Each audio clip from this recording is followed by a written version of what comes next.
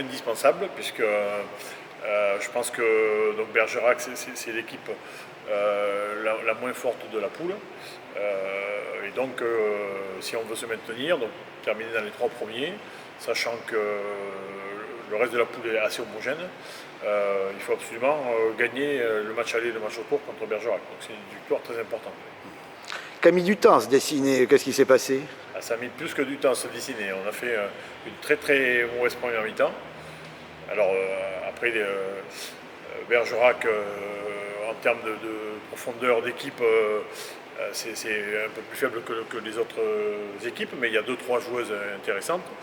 Et donc après, au fil du temps, elles fatiguent, donc c'est normal de faire un peu plus d'écart en deuxième mi-temps. Mais on a mal démarré le match, on a mal défendu, manque de concentration, donc on s'est mis à l'envers tout seul.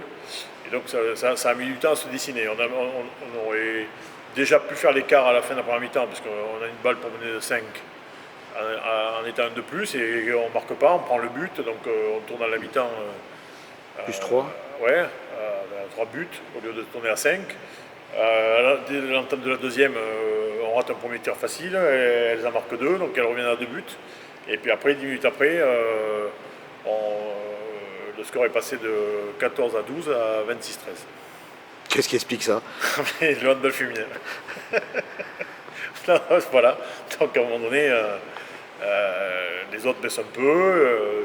Nous, on se remet à défendre plus fort, donc à gagner des ballons, ce qui est notre jeu, à marquer des buts en contre-attaque. Et à partir de là, le jeu devient plus fluide. Voilà, mais donc.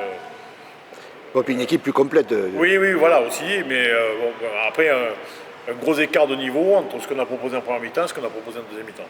L'inverse de la semaine dernière, puisque la semaine dernière, on menait 22 à 9 à Pêche-Bonnieu au bout de 25 minutes, et après, on a décliné jusqu'à la fin, malgré la victoire. Donc il faut qu'on arrive à faire, notamment dans les matchs qui arrivent, là, des matchs plus complets, parce que sinon, ça va compliquer de gagner des matchs difficiles.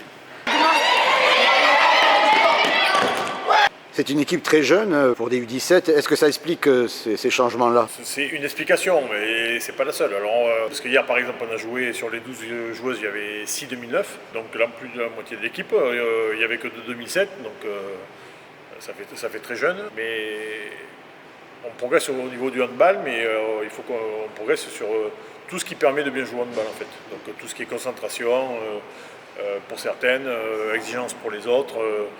Plus d'engagement pour les unes, plus de combat physique pour les autres. Enfin, voilà, tout ce qui permet, il faut qu'on progresse dans tout ce qui permet de bien jouer au handball. Bien jouer au handball, elles savent le faire, malgré la jeunesse. Voilà, mais ce qui nous met en difficulté, des fois, c'est qu'il nous manque un peu du reste pour bien jouer au handball. C'est prometteur pour la saison prochaine, mais faut-il rester en championnat de France? Ah voilà, l'objectif, elles le savent, c'est d'y rester. Voilà, donc il faut se donner les moyens d'y rester.